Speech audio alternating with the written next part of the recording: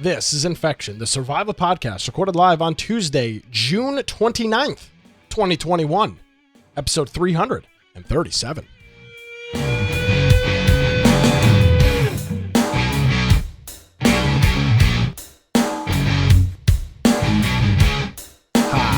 Hello, ladies and gentlemen, boys and girls. Welcome to another episode of Infection, the survival podcast. Infection is your source for the latest information on survival video games. My name is Nick Craig.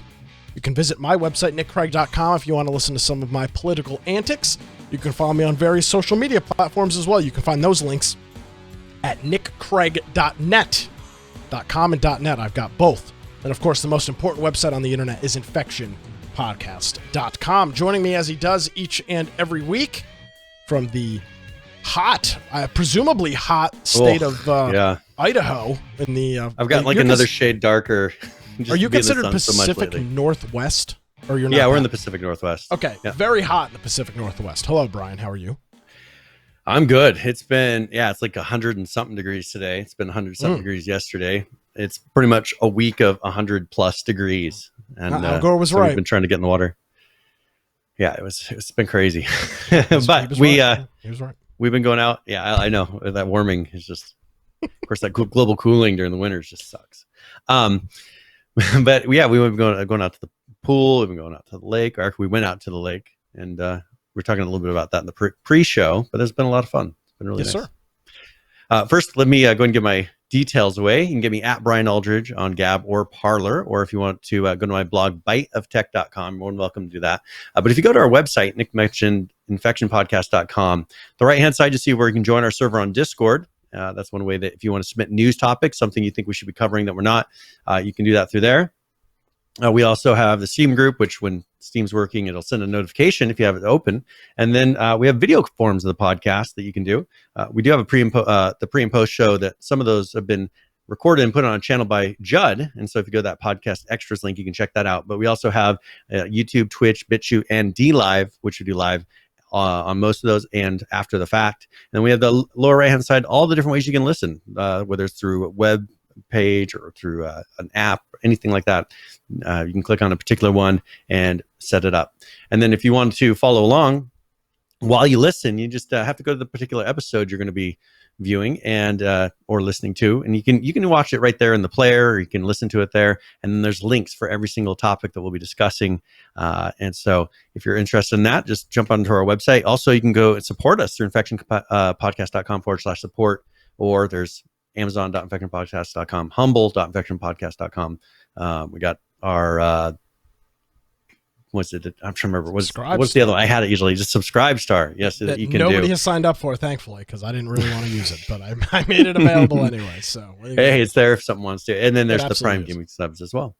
Yes, don't think we've got any offline subs, so we're good to go on that front. Just a note, because I got a bunch of messages today. We are not going to PAX West. I know tickets went on sale today. We're not going. We, as a group, decided it was just not worth going. Thank you, Jay. Is it Jondaman? Jondaman? Maybe Jondaman? Jay Andaman. It could be one or the other. Nevertheless, thank you very much for your subscription here on Twitch. It is greatly appreciated. We are not going to PAX West. Brian, I did get a message from one of our longtime listeners of the program. Yes. His name is Tag Durante, Tag as I call him because I'm incompetent. Tag Durante, yes. Yes. And he sent me a message and said, any details yet on the Vegas trip? We need to solidify that. So I'm going to say this right now. By next week's program, Brian and I will chat with the group and we will come up with a plan. Does that sound okay? Yes. Good? Yeah, okay. Because we've been starting to nail down other things towards the end of summer. And so I think this is the perfect time to nail that weekend down. For everybody waiting with bated breath, we will next week have dates and a plan. What we're going to do, and I'll say this for the record: we're not spending any of the Infection podcast bucks to go to Vegas. Let me say that. Let me say that up front. We're not. We're just doing a just kind of a trip because I enjoy seeing Brian. Haven't seen him now in it'll be 2 years. 2 years. Haven't seen Sean in 2 years. Haven't seen Lance in 2 years. Green Man, I don't think will be able to travel because he's locked in his house. But seeing those guys, and that's another reason is that there's people that would come visit with us that can't because they're not allowed to travel. There's just so many things. We also discussed the fact that most likely the big ones aren't going to be there. It's going to be most of the big names probably won't be there. There's a reason. I noticed today they did not list they did not publish the list of people that are going to be there, the companies that are going to be there. I think they wanted to get people signed up and all the press passes and everything out there before doing it, because when you go, if you look at, maybe they removed the page, but there was a place where they had. Yeah, check back list for schedule. They have a place that says check back for, because I was trying to look up what booths are going to be there. The expo hall right there. Still for sale? Wow, you can still buy tickets. That's crazy. Normally these things sell out. It used to be they would sell out immediately, and now this kind of tells you what the attendance is going to be like too. Could I buy? And I think that they probably have. I can buy these right now. That's crazy. I bet you that. There are companies waiting to see what the sales are like first before they commit. Wow. I can't believe that these tickets are still available. These tickets went on sale 7 hours ago. Just after Noon Eastern, they went on sale. So, makes sense. Next year, everything should be, as far as those are concerned, conventions back to normal. Oh, actually, they've released their health and safety rules. Oh, this will be interesting. Drugs are bad. Don't steal. Don't punch or kick people. No cheating. Don't harass others. Booth babes. Cosplay. Do they not allow booth babes still? It doesn't say anything about. I don't see anything about COVID. This is just their regular safety rules from years past. They still don't have their other. Just reading. No, they still don't have their other, because that was our big concern. Is in their email they said, well, the health, the policies are going to be released at a later date, and unfortunately, and especially if they're going to make us wear a mask and try to do interviews in a mask, then trying to record that, I just forget it. The only places they're going to be doing interviews are that are ones that have maybe a glass panel that they stand behind or something. Too hot. You can't get the recording. Too congested, and frankly. Probably just not, honestly, just not worth the bullshit, frankly. So I think there's not going to be a lot of people that normally would travel there. It's going to be a lot of local people, and there's a lot of weird local people. It's just not going to be the same. The fact that tickets are still for sale, I would tend to agree with that. And another point to mention is this will pretty much be only people from the United States, because domestic travel for lots of countries is still not allowed. So very, very select. It's going to be a very different kind of year. It'll be a good year, because here's the thing. If we went, we'd spend probably more than we would in years past and probably get a severely subpar show. So I think I looked after the show last week. We've got a significant amount of money in our PayPal account. And obviously, and we get to where we can we'll pay, once we get to a convention, we'll be able to pay for the lodging. Everything is ready. Like, we have the money to do it. We just need a good convention to do it. So next year, PAX 2022, we are going to be able to go balls to the wall in terms of being able to, we'll be able to probably purchase some equipment. We'll have because of all these Twitch Prime subs and stuff that have been building up for the better part of, 2 years now, plus another year on top of it. We'll have a really good show next year. So unfortunately, no PAX this year, but we will do a Vegas trip, just kind of a hangout, and everybody's invited to that. We'll have the details next week on that. All right. About 10 minutes into the program, John McAfee didn't kill himself, Brian. What happened? I know. This kind of caught me by surprise, because he said that he said, I will not commit suicide. Isn't that was pretty much what he said? Yeah, but here's the thing. Let me tell you a little bit about John McAfee's life. This is what John McAfee was doing prior to him being in this Spanish prison. He was going around on his yacht with hot babes from Instagram, probably doing lines of cocaine and just being a degenerate.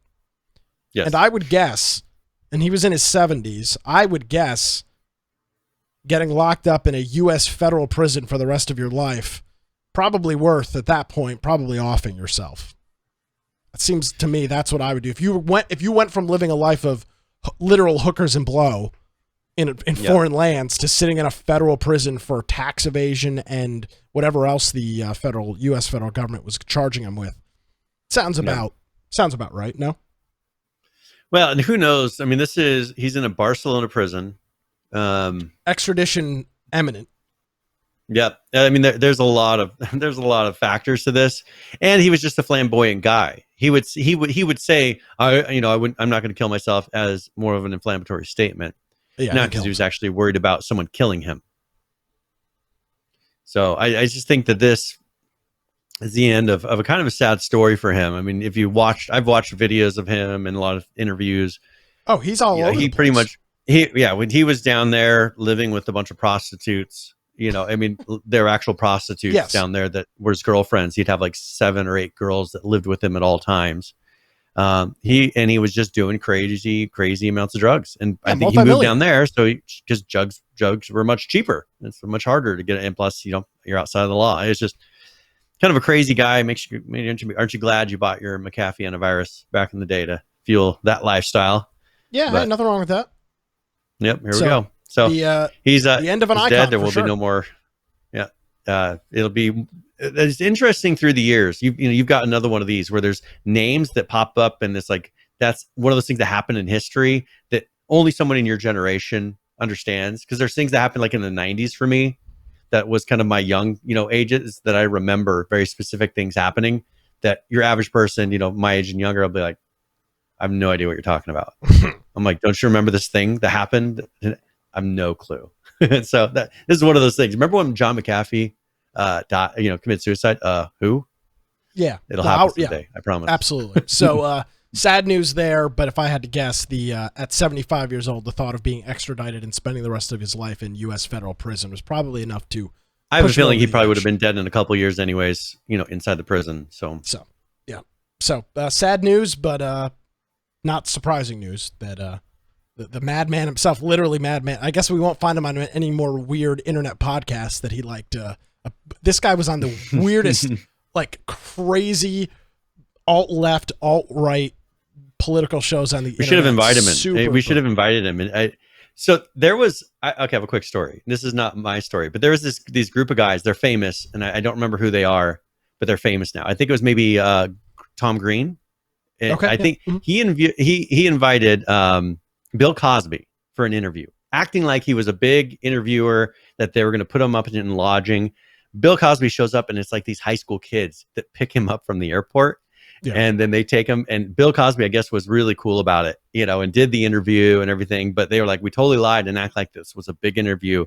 And it was just, they came and did a little show for him or whatever, like his Tom Green show back when he was young. So yeah, guns and McAfee living his best life. No question. Yeah, and definitely a weirdo, but no question about it. Definitely changed the landscape of technology with even who's take some of those people that think outside the box like that to make changes. Ted Norton that created Norton. Is it Tom? Whatever it is. Tom, he even said, because McAfee was out before. Norton was not antivirus originally. It was something else, like Norton Super Tools or something like that. And then after McAfee antivirus blew up, Norton added that to their software. And it's Peter Norton. John McAfee and Peter Norton. So those are like the two guys back in the day. Two pioneers. Yes. So Symantec antivirus or Norton antivirus, and then McAfee antivirus. Yep. So there you go. I don't know. Maybe he pulled off his rivalry. That will start a rumor. It's you never know. PH he finally got his inside job. Yeah. Probably not. Had to pay somebody down in Barcelona. I mean, the guy probably just literally. Again, you look at the rest at 75. You look at the rest of your life in a federal prison. Yeah.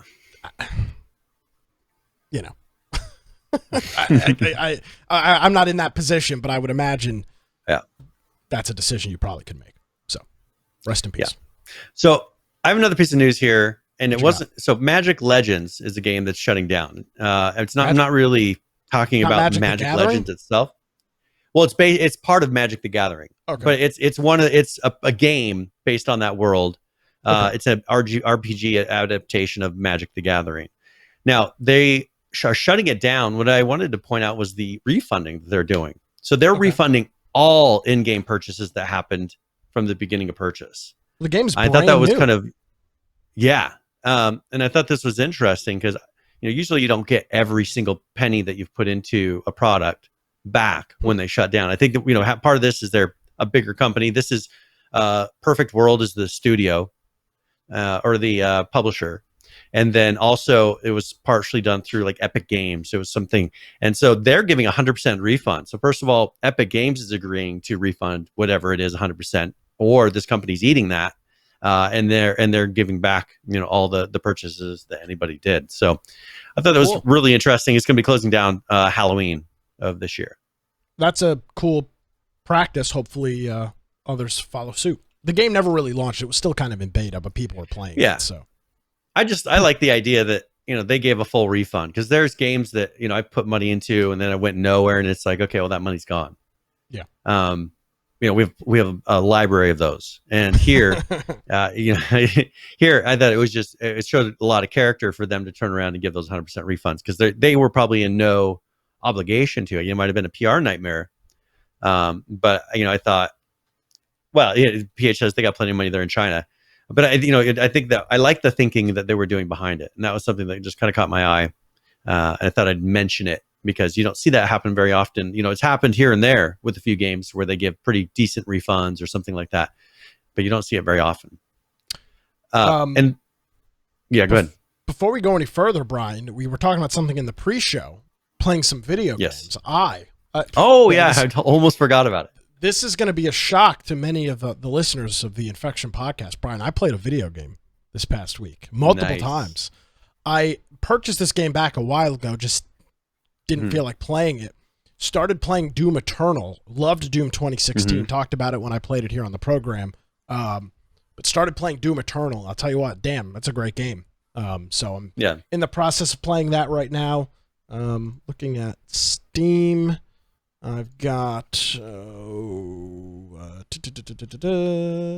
about 4 hours in it thus far. So not sure exactly how far that is through the campaign. Taking it slow, kind of looking around and exploring a little bit, as much as you can in a Doom game, finding all the little secrets.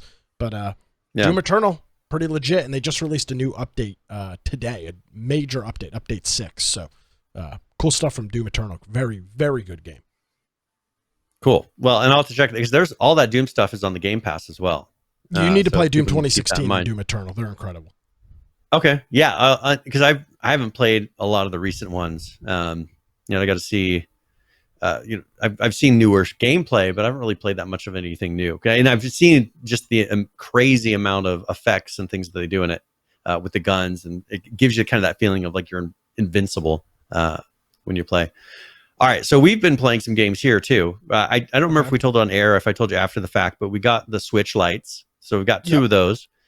And Tara's been playing Breath of the Wild, and she's loving it. She's just like playing it constantly. And I've been really busy, so I've gotten to the intro, and I've done like the first quest or 2. Haven't had much time, but she's been playing that thing nonstop. Like she loves it. Thing works good. I mean, for me, I'm just struggling. I'm usually just winding down when I get in bed or something like that. So I'm still getting to the point where I sit down and get enough into a game where I don't feel like I'm trying to have to learn something. I want to get to the point where I get relaxed in the game. So I think I've tried playing Fortnite on it. That's pretty rough. It's just difficult. The screen is so small. It's difficult to move around when you're playing against people that aren't on a mobile device. Correct. Because if everybody was on a mobile device, that wouldn't make so much of a difference, because you could turn around and they're having the same difficulties. But you're playing with, some people are on PC, some people are on Xbox, PlayStation. It's definitely difficult to play on that one. But all the other ones it's been pretty good. And she's been enjoying it. The kids have played some games on it. Goat Simulator, the youngest one loves it. So they're pretty cool, especially for the price.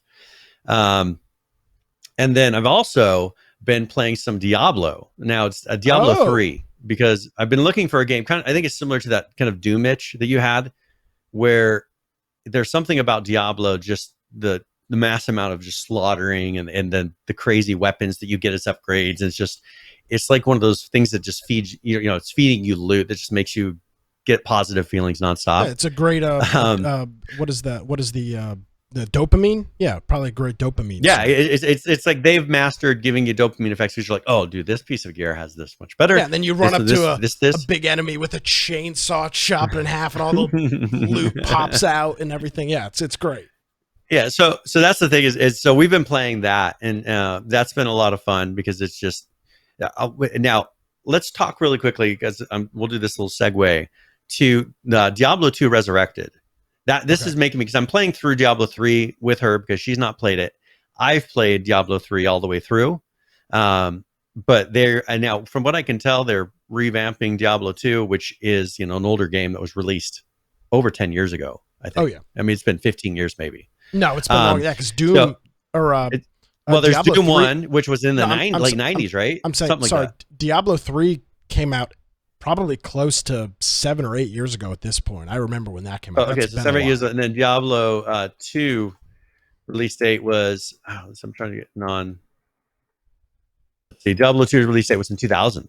So, okay, 21 years ago. 21, yeah. coming up on 20. It's right now, it's June 29th. So we're like right there on the anniversary of when this thing was released. That's crazy. It's today. It was released today, 21 years ago. I was what are the chances? 3 years old. Just a wee lad. I was living in this house. I probably bought this house right about then. You're an old man. I don't know what to tell you. Sad? Isn't that sad? And anyways, so let's go ahead and let's play that, because this is Diablo 2 Resurrected. It's kind of like, and I've been just enjoying the remasters and things they've been doing, because I'm getting the age where they're remastering all the titles I grew up with, because there's no way they're going to release something that looks like that now, right? Yeah.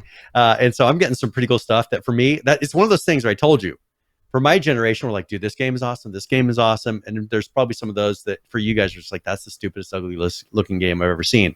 You don't realize that when we were playing it at the time, the graphics were perfect. Everything was great. And they just somehow became to suck over time. So that's enough. This is Diablo 2 Resurrected. All right. Ah, spider. Evil has survived. A dark figure wanders in the east. He must be stopped at all costs.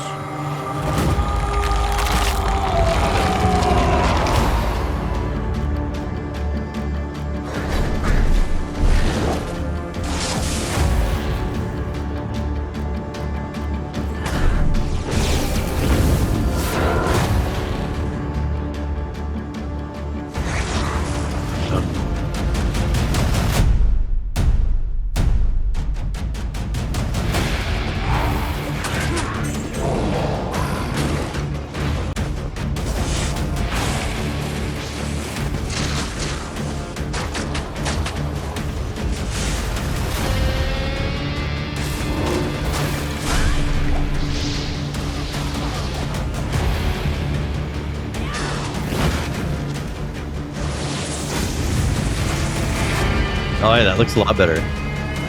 Just a wee bit better. I know. Actually, maybe it was maybe it was H1Z1 who finally got those fire drops.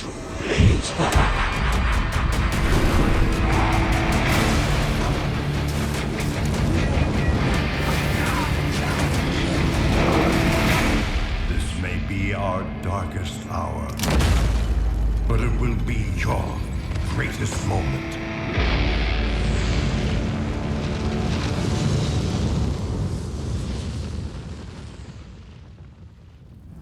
Boom.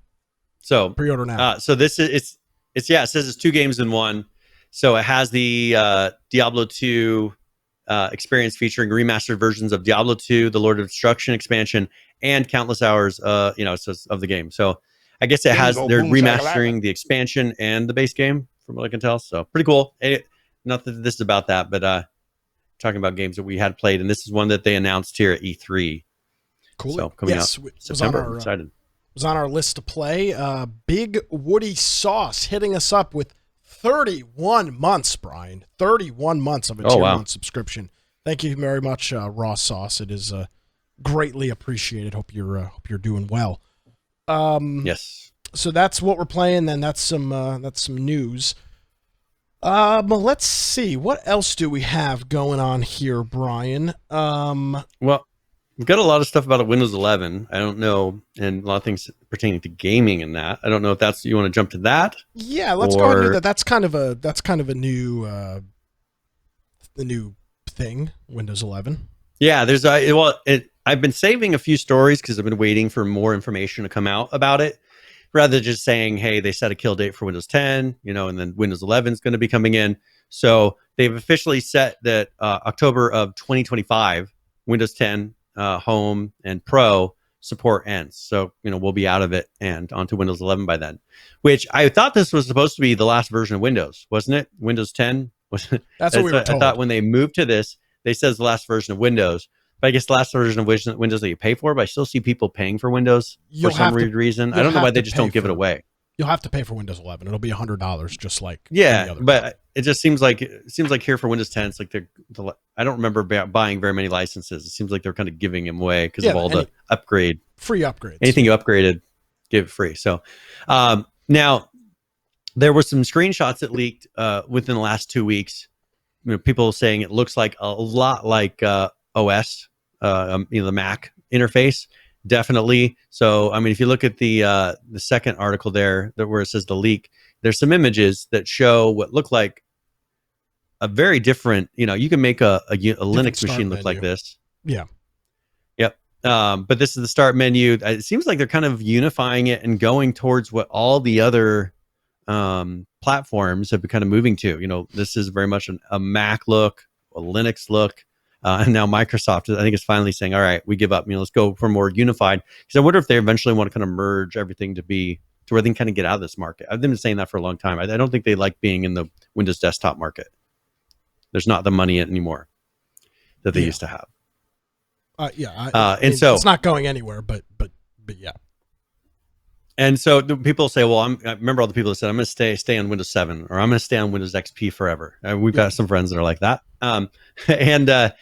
There's always things that aren't supported. One of the things that's not going to be supported is direct storage. That's going to be something that's only available in Windows 11. So if people are looking to get that hardware feature of being able to get the much faster storage, they're going to have to go to Windows 11, and that's with the new SSDs. That's those little NVMe SSD cards. And it's something that takes a full advantage of the speed capabilities of those. So that's just an example. Because I believe with direct storage, it allows the GPU to directly access part of your system directly memory. Access memory. Instead of right now, for your GPU to access memory, it goes from memory or not memory, from storage to CPU to GPU. Your CPU is your middleman. Direct storage will allow the storage to talk directly to the GPU, I believe. Yep. And so I think with this, this is something that gamers are going to want, because as we saw what happened, look at what Unreal Engine 5 was showing. The size of assets that we're going to be dealing with, storage speeds are going to have to go up. That's memory, that's disk storage, everything that is holding any of that data is going to have to improve. So this is a big step towards getting to that next level of gaming that we're kind of getting a hint at, seeing some of the Unreal Engine 5 things, of just having ultra detailed worlds. So they're going to because they're going to have giant files, they need to be able to put them in memory and instantly access them, not like what we're doing right now. Yeah. So it'll be another quicker process for that stuff. Oh yeah. Yep. And also we have on here that they're saying that it's going to require TPM. It says Windows 11 demands TPM 2. That's with encryption. I was wondering, like, where are they going with this? Well, because this is not something they've really pushed before. But it is. If you, for example, if you run BitLocker on your computer right now. Well, yeah. To take advantage of a lot of things, you've had to have it, but they've never required anything hinting they're going to require it. No, but in this case, if you have a modern computer that you've purchased within the last probably 7 or 8 years, unless you've purchased a real bottom of the barrel machine, it likely has a TPM2 chip. I see people posting, TPM chips that plug into USB headers on computers. I don't think this is going to be an issue for most individuals. But there's a lot of old machines that don't have a chip in there. Well, then buy a new computer. If your machine is that old. And I have a TPM chip sitting around here that or maybe I put it in here and just didn't configure it. But and I'm wondering how much of this is going to go towards locking down the operating system so they have the ability to actually do some extreme things to stop cheating and virus things taking over systems. I think if they can get it to where they can encrypt and really lock down part of the OS, more sections of the OS, I have a feeling that maybe that's where this might be kind of leaning towards. Yeah, I just there's a lot of hubbubaloo about this, and oh my God, what is this? Your computer has TPM 2.0. It's just likely off in your BIOS, and if it doesn't, literally AMD has supported this since the Ryzen 2000 series. I mean, these are which are older chips. I mean, they've got this, and if not, there's firmware for some of these motherboards and whatnot to support this and turn this on. So. That to me, this is just not a big deal. And again, this is what you want. I mean, BitLocker and encryption is the future with this stuff. With your data constantly being under attack, this could stop a vector point for lots of bad actors. Yep. Another thing that is interesting is they're going to allow Android app support now. Yes. In Windows, which you can get virtualization machines, emulators, like that BlueStacks or whatever it is. Remember correctly, that thing popular. Just has been so buggy. And so I just find it's not worth being on my computer because it just feels like malware, even though, so many people use it, but just when I run it, it just feels like the worst thing. And the thing is super slow. But they'll be bringing in Android app support, which will be pretty cool. A lot of people play mobile games. You'll be able to play it on your computer at work, exactly what your boss wants. Yeah.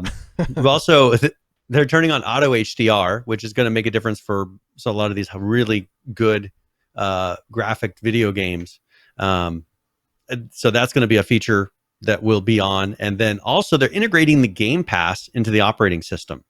Directly. So directly into the operating system. And because they're kind of getting rid of that Windows Store. I think they're just putting it where there's the Xbox app. You click it, and then right there you can launch the Game Pass just like you do inside of the console. So they're really showing that they're not giving up on PC gaming, because there was a number of years I remember people saying, PC gaming is going to die. Consoles are going to, everybody just goes to consoles, and we've been seeing the opposite. People are coming back to PC, or consoles are becoming more like PC, which I think Microsoft's been doing. And I think, we'll see PlayStation eventually follow suit. Well, Microsoft really doubling down on their support for their Game Pass, with it being embedded directly into the operating system. They have made they haven't just made the commitment, Brian. They've put the words into actions. At least it looks like that with Game Pass and some of that stuff. I mean, they're going balls to the wall with it, which is good. Yep. I mean, this is what I think you'd want to see if you're a Game Pass subscriber. It's going to make it as seamless as using Steam, practically. Yep. And that's how do you compete with Steam? You make it to where it's more convenient. Yes.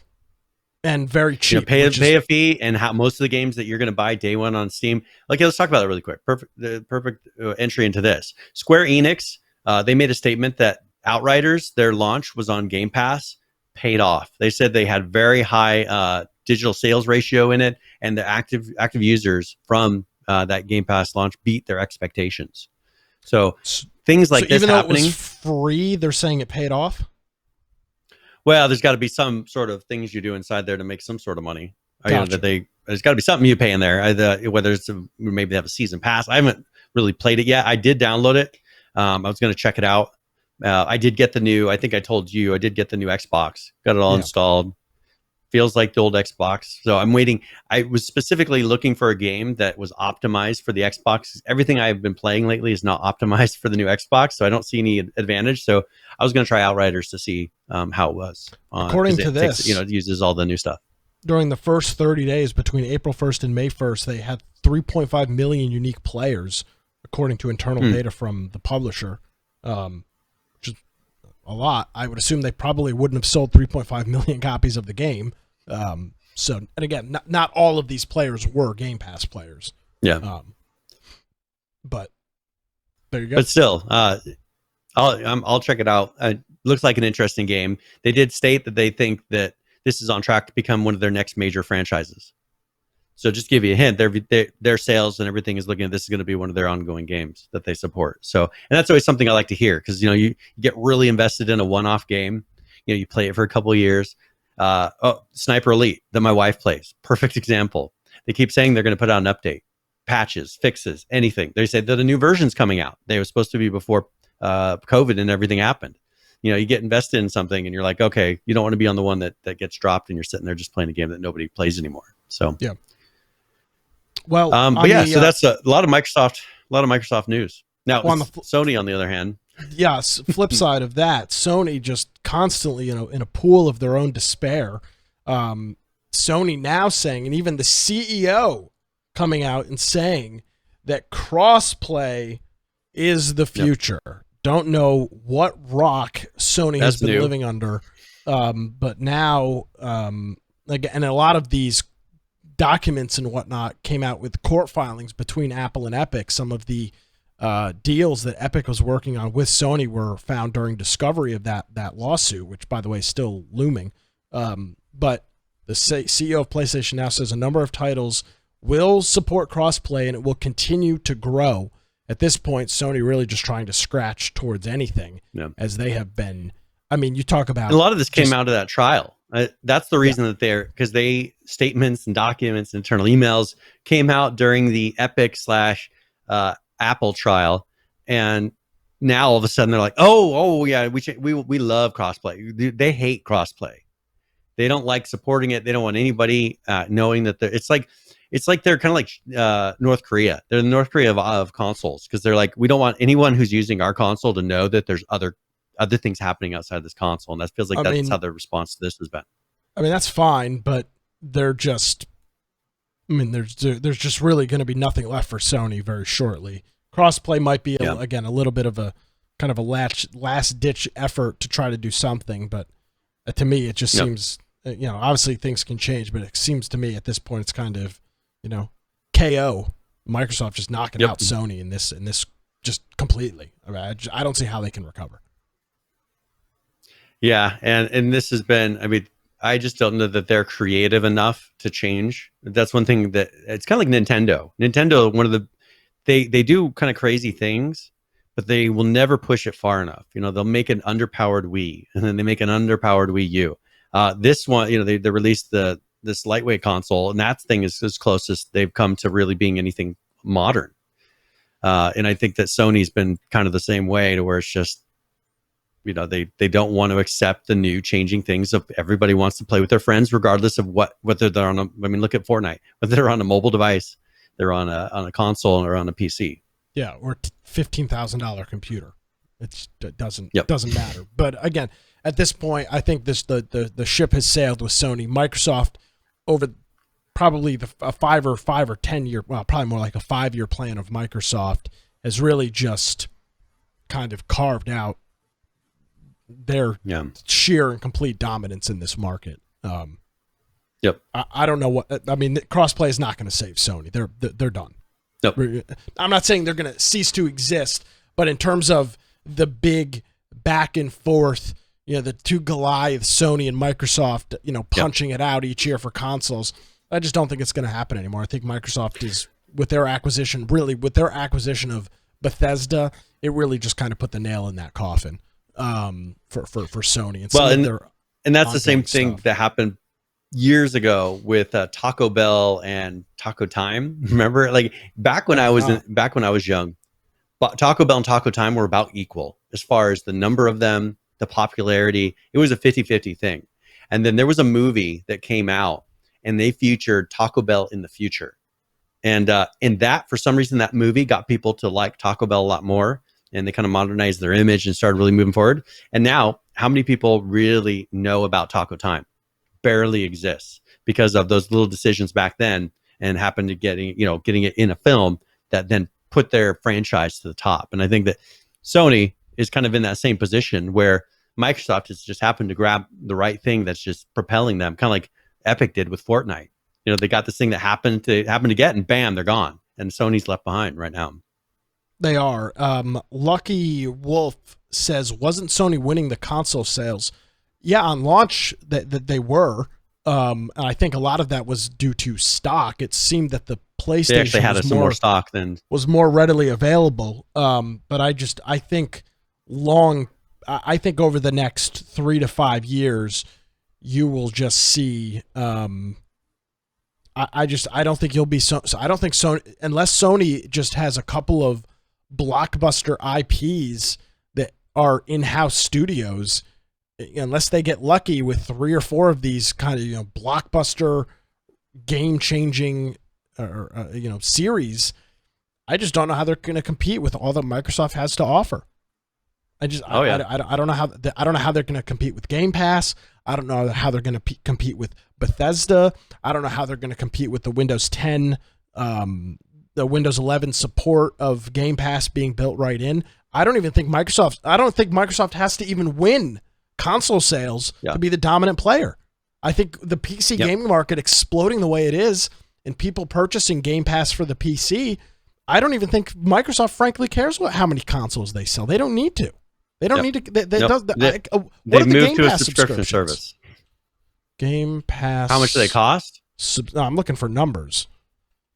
How many they have? Yeah, I'd be curious to see how many. Here's an article from. Oh, this is old. 23 million subscribers. Oh, okay. Right yeah, I have 15 million. That was of April 21st.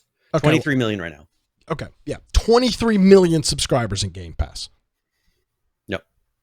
And that is, let's see. And Game Pass price is, so that's 23 million. And they cost you. Or average it out to $10. $10 a month, let's say, right? Yeah. Yeah, so $10 a month. I mean, that is more than they would be making selling consoles. Because they don't make money. This has gone going. They lose once money. They sold the first time, they lose money on the hardware, and they're hoping for making money on the games. Now they don't have to bother with designing hardware. They don't have to do all this other crap. They just release the games that people want. They become a publisher and an online provider of games. Yeah. They become a Steam, really, but a subscription like a Netflix. Yeah, I mean it's the perfect thing for them because they don't have to. I mean, look at the issues that we ran into. COVID totally just blew their sales apart, and then you have all the market shortages of chips and materials, supply chain. I mean, even minerals and metals and things that they need to be able to make all these things, they can't get anymore. So the prices fluctuate, and they're already losing money on these things. It was a losing market. The console market right now is a losing market because there's no way people expect a new phone every year. How in the world are you going to expect them now after they've experienced that to be with a console for 3 to 6 to 7 years? Yeah, they're not. This is not going to happen anymore. Let me restate what we said. I mean, they'll relate. But let's restate this. They're not losing money on the consoles. They're making a very, very slim margin on the direct console sales itself. That's why the hardware. The hardware. So between Xbox Live, Game Pass, and all these other services, I mean, Microsoft is pulling down million. I mean, just on Game Pass, you could be looking at them pulling down $250 million a year. Yeah. In just that. $250 million a year in just Game Pass. Yep. And then there's all whatever else they sell. I mean, then there's all of the extra sales. So when they have games come off of Game Pass, they offer a sale on that game if people want to continue playing it. If it's something they got people hooked onto, they're then going to all buy that game while it goes off. Sometimes it goes off for a year and then it comes back. Well, then you already own a copy of it. Like it's just for them, it works out perfectly. Plus all the sales that they're doing, tacking on money for every sale of whatever game they're selling, internal microtransaction, just there's so many things. This is just, I think they're getting to the point where they've figured out the market, and now they're starting to run with it. And I think that we're going to see PlayStation as really lag on this one. Yeah, the Xbox brand. When I say Xbox, I'm not talking about the physical console, but the Xbox brand, I don't think has ever been stronger. No, I don't think so either. Right now, there's nothing that I see that could really make that change in the near future, and that's being strong.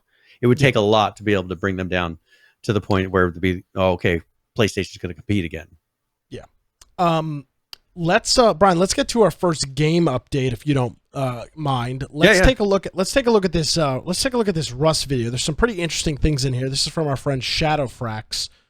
One of them has to do with a train, which I know the Rust folks are a big fan of. So let's take a look at this Rust video. We'll discuss and wrap up the show right after this. Greetings, survivors and friends. Dr. Shadowfrax here with your weekly appointment, bringing you up to scratch with the bleeding edge of Rust development. A couple of days ago, I brought you an exclusive, thorough examination of all the items coming in next month's DLC, whatever it ends up being called, and if you haven't watched that yet, shame on you. Go and do so straight away, because I'm not going to repeat myself. Basically, it'll include a whole Radio Shack's worth of equipment tied together by an audio theme, including cassettes, recorders, boomboxes, internet radio functionality, voicemail, megaphones, mobile phones, dances, and everything you need to run a low-budget disco. It'll be a paid DLC, but the price and final name of the project is still subject to change, as are the exact crafting costs and any other bugs/features that the team deemed to be too much fun, so don't take anything as final yet. A feature that I hope won't be nuked is the ability to stick cassette recorders to the dashboards of vehicles, because why on earth would you get rid of that? After extensive testing with my audience on Twitch earlier in the week, we also decided on a few missing features that need adding, such as being able to put cassettes into mailboxes, a Slyant mode for mobile phones, and attaching a speaker to an auto turret, then putting a cassette in the ammo slot. All of the DLC is currently live for crafting and testing on the main staging branch until its release on July the 1st, when it'll become paid for, and there have been a few more commits to polish things up recently, including a new large tiles disco floor, which looks like this, and can currently only be spawned with spawn discofloor.largetiles.deployed. For more information, please watch my last video and sub to the channel here to stay up to date with anything else that happens. In other news, a lot of work's going on to rejig the wounding and healing mechanics on a separate branch, and whilst nothing is final, I'll give a brief summary for you of the major changes so far. First of all, as mentioned last week, there'll be 2 wounded states in future, the usual lying on the ground like an idiot and being unable to move one, and a chance to end up in a new crawling wounded state, so you can shuffle into a bush to die and keep the island a nice tidy place. Not only, but also, there are changes to recovery coming. Your chances of getting back up again will depend on your water and food levels, but in addition, if you happen to have a large medkit in your belt bar, the chance of recovery becomes 100%. The medkit's then used up.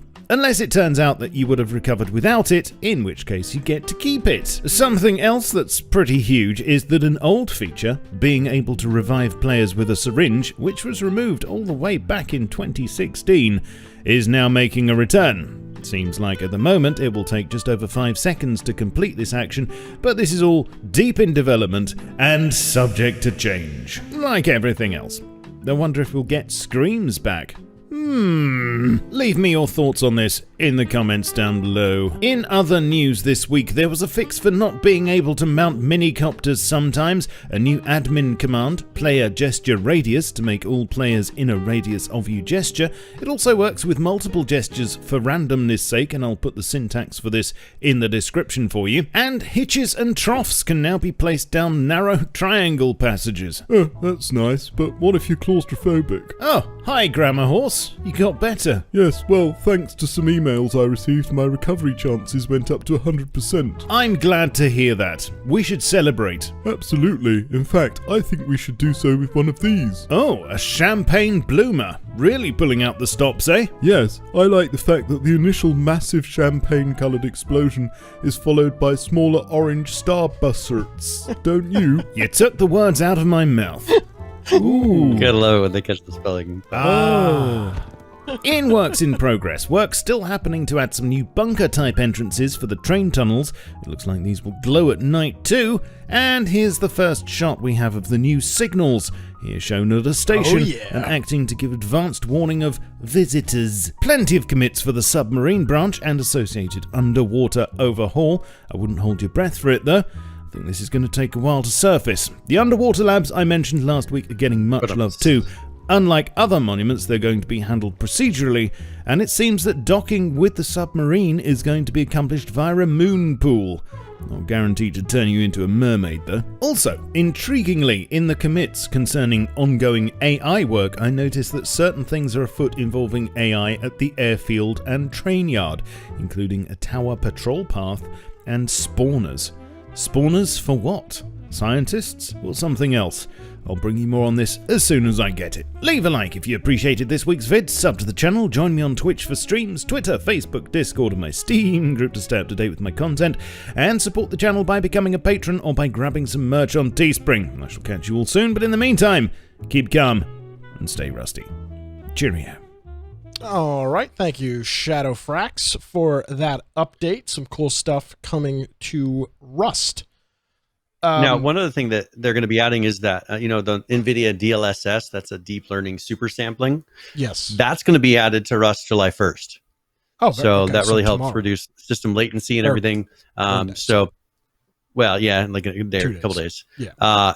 And so that's going to be something, the Doom Eternal. Now, are you playing on PC, did you say, or console? Yep. PC. Doom Eternal will get the DLSS support when the ray tracing update drops June 29th. So today. That'll be great. Doom Eternal got their DLSS support. Oh, I can't wait for my ray tracing on my GTX 1070. Yeah, it's going to look great. Well, no, this is, I don't know. Is this only available? Is this deep level super sampling only available to that?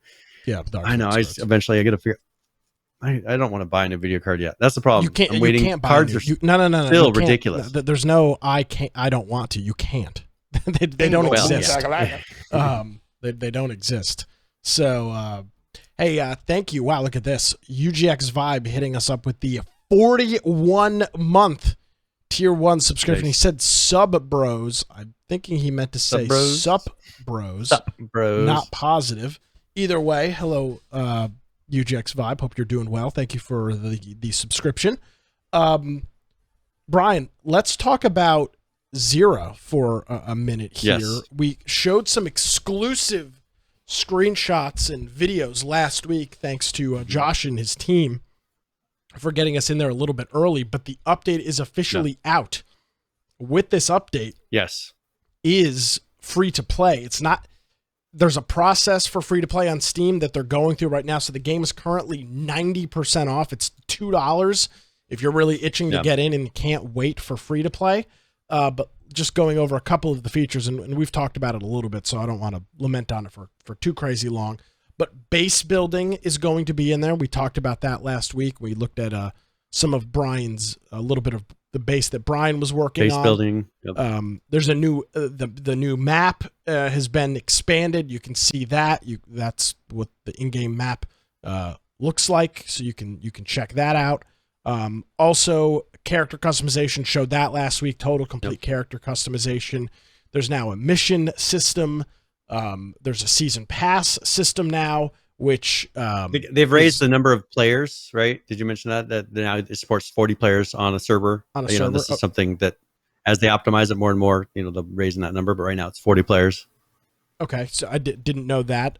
So that's good. Season pass, again, them supplementing the game to being free to play, and a whole bunch of other new features. We've talked about a lot of them in preparation of this, but that update is now out, is now live, and the game should be free to play here soon. TM, they said that they are currently waiting for Steam to enable the free to play ability.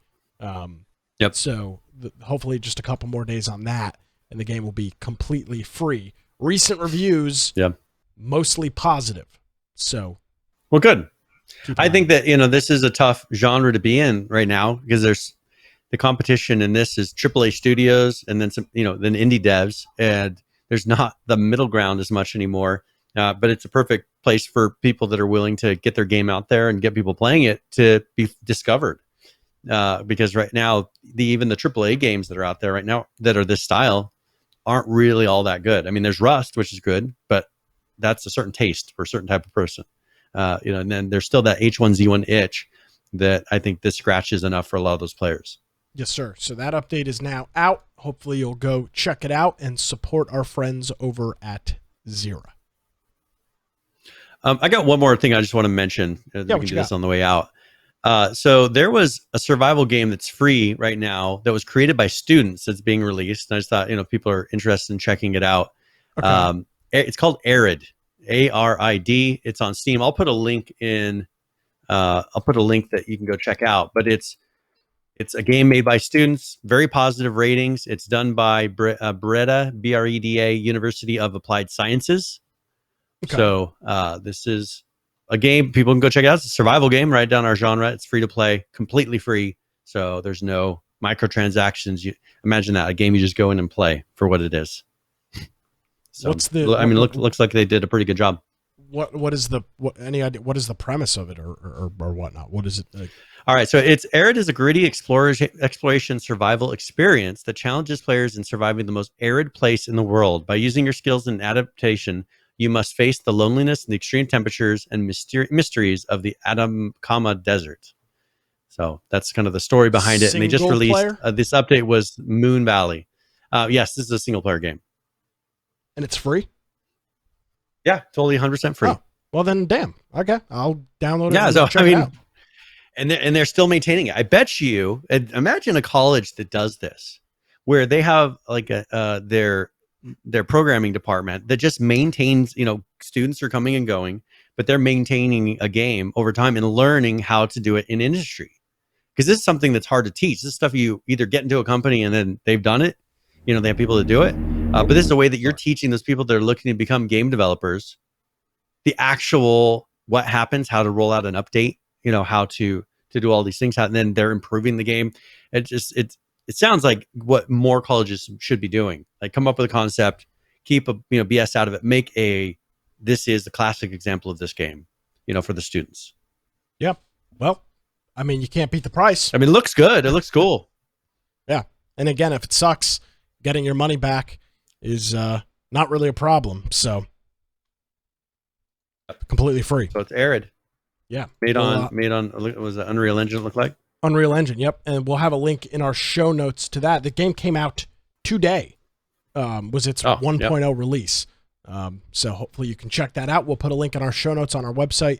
That's at infectionpodcast.com. Before we get out of here, Brian, is there anything else that we need to cover? I think that pretty much covers it. I think there's other stuff we'll cover next week. There's we'll be covering some of the breaches that have happened recently, talking about those, talking about some other games that have been announced. They're going to be coming out over this year or towards right at the beginning of next year.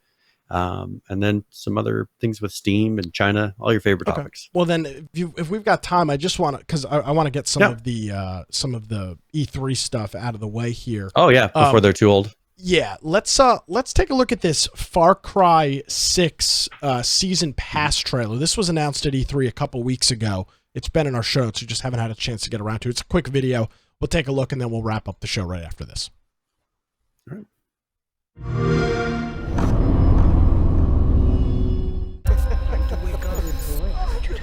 What is going on? Who's watching? My, what a happy family. RJ, tell your mother and sister to... You are alive. That is all that matters. What the fuck? Peekaboo, motherfucker. Where the fuck am I? I too am a king who isn't afraid to slaughter to get what he wants. In my way! Is this a test? A dream? An opportunity? Then I will not waste it.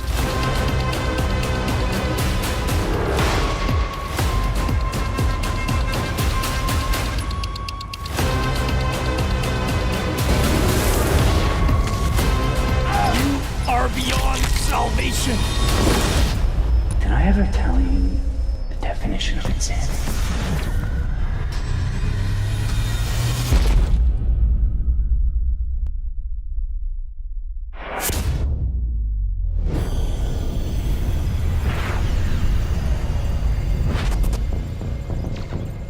These side games they put in this are always ridiculous.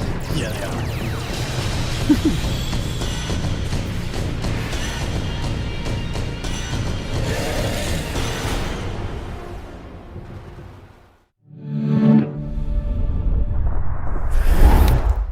All right, so that will be available October 7th, the gold edition of the game with the season pass. So if you're a Far Cry fan, check it out.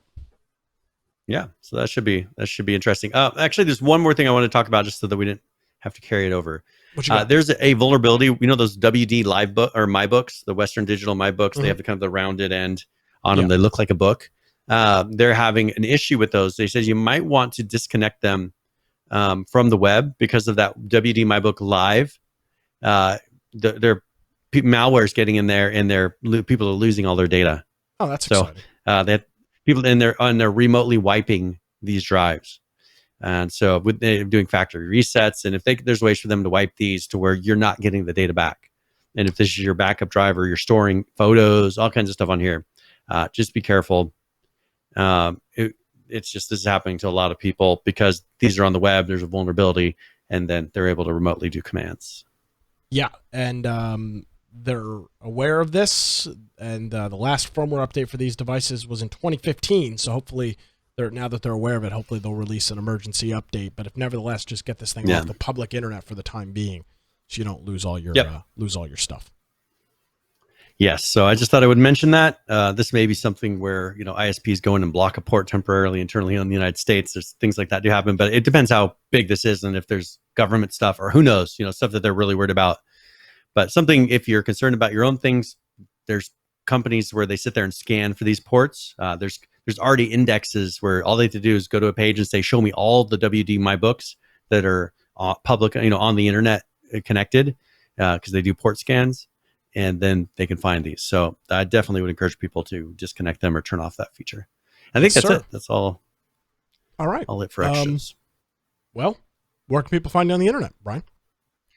Well, if you want to find me, you can find me at Brian Aldridge on Gab and Parler, or you can go to my blog, biteoftech.com. Also, if you go to our website, infectionpodcast.com, one thing I encourage you to do is just join our server on Discord. It's the primary way, regardless of where we are streaming, that we communicate. Also, we have our Steam group. So you get notifications of the live show. If you want to watch the pre and post shows that we've done, we have some of those uploaded on our podcast extras channel, and that's run by Judd. We also have our video forms of the podcast and get those through Twitch, YouTube, BitChute, and DLive. If you want to get the audio only forms, lower right hand side, click that for your particular platform you want to listen to.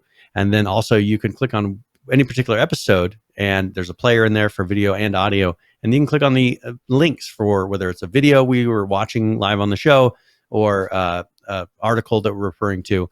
All of those are there in the show notes. If you want to support us, you can go to infectionpodcast.com/support, or go to Subscribestar. We have on there Amazon, Humble Bundle, a lot of links there that you can click to get to support us, and then the Prime Gaming subs, as you heard here throughout the show.